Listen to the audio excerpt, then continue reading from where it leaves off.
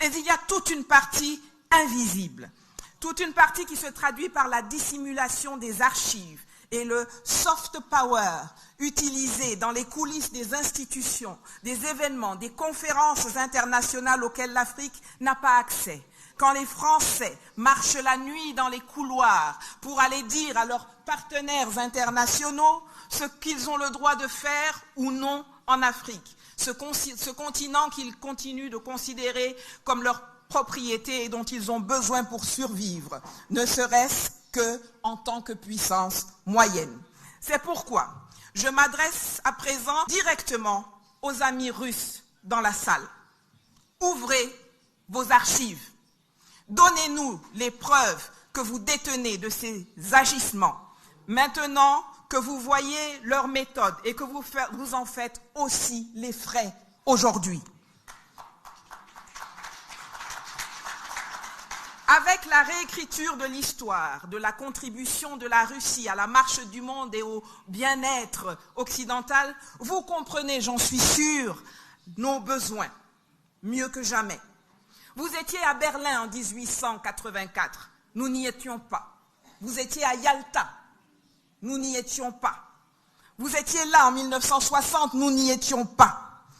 Partagez-nous vos informations et vos archives pour nous aider à déconstruire efficacement, scientifiquement, la falsification de l'histoire qui fait le lit du néocolonialisme. Quant à vous, mes frères et sœurs parlementaires africains, j'ai aussi quelque chose à vous dire pour conclure. Tous les jours, au péril de notre vie et de notre confort, nous faisons notre part pour déconstruire le carcan mis en place pour nous maintenir dans l'asservissement. Je vous demande, en rentrant chez vous, de faire votre part pour virer le geôlier et pour briser les chaînes de la tutelle encombrante, hégémonique, peu rassurante et appauvrissante qui nous empêche d'évoluer et de devenir des hommes dignes et libres et prospères au sein de nations africaines unies et apaisées. Certains d'entre vous le font déjà. Après avoir été élu à la tête de l'Assemblée nationale de Côte d'Ivoire en 2001, le professeur Mamadou Koulibaly a fait ce qu'aucun président de l'Assemblée nationale n'avait osé faire auparavant. Il a fait sortir des archives de l'Assemblée nationale les accords léonins qui avaient été passés pour maintenir les pays africains sous la domination de la France. Et il les a publiés intégralement dans un ouvrage intitulé « Les servitudes du pacte colonial ». Pratiquez la transparence. Vous êtes les représentants du peuple. Ne votez pas des lois qui pérennisent le pacte colonial ou qui le réinventent sous de nouvelles formes, comme la nouvelle dictature du climat que l'on veut nous empêcher, que l'on veut nous imposer pour nous empêcher d'utiliser nos ressources comme nous l'entendons, pour nous développer et pour nous enrichir comme eux l'ont fait par le passé. Le bassin du Congo n'est pas le poumon de la planète. Le bassin du Congo est le poumon du bassin du Congo. Rien de plus, rien de moins.